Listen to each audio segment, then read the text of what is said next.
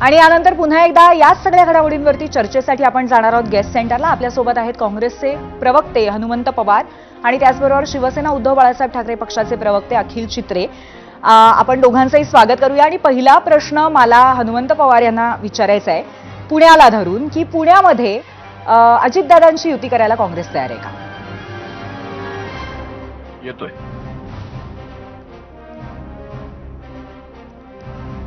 हनुमंतजी, तुम्हाला माझा प्रश्न ऐकू आला का?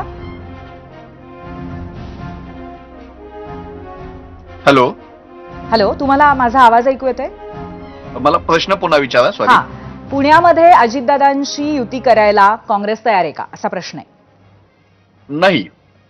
भारतीय जनता पक्षासोबत महायुतीमध्ये सत्तेमध्ये जे पक्ष बसलेले आहेत त्यातल्या कुठल्याही पक्षासोबत, मग ते अजितदादांचा पक्ष असो की आणखी कोणी असो, कुठल्याही प्रकारची युती आघाडी भाजपासोबतचे मित्र पक्ष यांच्यासोबत होणार नाही, असा निर्णय काल आमची जी राज्य कमिटीची बैठक टिळक भवनला काँग्रेसच्या वरिष्ठ नेत्यांची झाली तिथे झाला.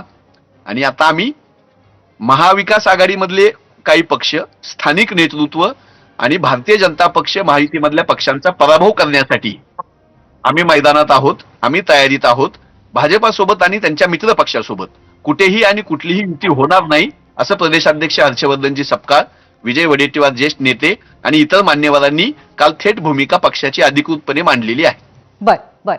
अखिलजी, तुमच्यासाठी पुढचा जो प्रश्न आहे तो मुंबईशी संबंधित आहे. कारण अगदी जेव्हा युती जाहीर झालेली होती दोन्ही ठाकरे बंधूंची, तेव्हा असं वाटलं होतं की आता तिसरी व्यक्ती याच्यामध्ये येणं, तिसरा पक्ष येणं, हा विषय संपुष्टात आलेला आहे. पण असं असताना जयंत पाटील भेटीला आलेले होते उद्धव ठाकरेंच्या आणि 2-2.5 तास चर्चा झाली.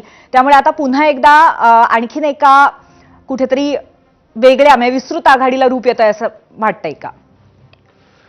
बघा, आता निवडणूक रंगतदार होत चाललेली आहे. ज्या प्रकारे महायुतीमध्ये सगळे खेळ चालू आहेत, आपण आपल्याच माध्यमातून आता मी पाहिलं, तर जे कोण या महायुतीला, हे जे काय भारतीय जनता पार्टीला, खरोखर महायुतीने या भारतीय जनता पार्टीला रोखण्यासाठी जे कोणी आमच्यासोबत येत असतील त्या सगळ्यांना आम्ही अकॉमोडेट करून पुढे जाण्यासाठी तयार आहोत. आणि हे अत्यंत स्पष्ट आहे, कारण आम्हाला ही निवडणूक लढायची आहे जनतेसमोर. विकासाचा मॉडेल, खरोखर जे विकास केलेला आहे ते जनतेसमोर ठेवून, खोटेपणा नाही तर खरोखर केलेला विकास जनतेसमोर ठेवून ही निवडणूक इकडे आम्हाला जिंकायची आणि जनतेचा विश्वास जिंकायचा आहे. मुंबई आम्हाला या भारतीय जनता पार्टीच्या ताब्यात द्यायची नाहीये. त्याचं कारण असं आहे, कारण मुंबई तोडण्याचा जो डाव आहे भारतीय जनता पार्टीचा, हे काय आता लपलेलं नाहीये, हे ओपन सिक्रेट आहे आता जगासमोर. म्हणून जे कोण भारतीय जनता पार्टीला रोखण्यासाठी मुंबईत आमच्या सोबत येणार त्या सगळ्यांना आम्ही सोबत घेऊन ही लढाई लढण्यासाठी तयार असं म्हणताय खरं, पण ज्या मित्रपक्षाला मुंबईत तुम्ही सोबत घेण्याची आता आपण चर्चा केली शरद पवारांच्या, तो पक्ष पुण्यामध्ये मात्र अजितदादांबरोबर जातोय. मग तिथे तुम्हाला कुठे प्रॉब्लेम कसा येत नाहीये? हे बघा, आता अजून कुठेही कोणी कोणाबरोबर गेलं नाहीये. अजून फक्त चर्चा सुरू आहे. अजून कोणी गेलंय का प्रत्यक्षात हे फक्त आपण माध्यमातून ऐकतोय किंवा चर्चा गाठीभेटी होत आहेत. राजकारणात महाराष्ट्राची संस्कृती आहे, आपण गाठीभेटी घेत असतो, परंतु त्याचा अजून कुठे फायनल स्वरूप कुठच्याही गोष्टीचं अजून आलेलं नाही. म्हणजे शरद पवारांचा पक्ष तुमच्या सोबत असेल हेही फायनल झालं नाही असं तुम्ही म्हणताय? आता काही तासांचा विलंब आहे, आपल्याला कळेल. अजून घोडा मैदान दूर तर नाही, एकदम नजीक आलेलं आहे, म्हणून अजून तर डिले काय त्यात होणार नाही, लवकरच कळेल. अजून चर्चा सुरू आहेत.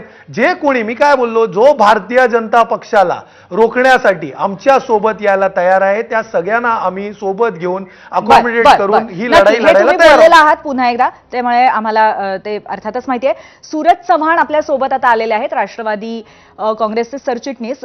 सूरजजी, प्रशांत जगतापांनी राजीनामा दिलेला आहे शरदचंद्र पवार यांच्या पक्षांचा, तर नक्की काय साध्य झालं? युती जर झाली दोन पक्षांमधली तर तुम्ही काय गमावलंय ह्याचं? हे बघा, प्रशांत जगतापांनी राजीनामा दिला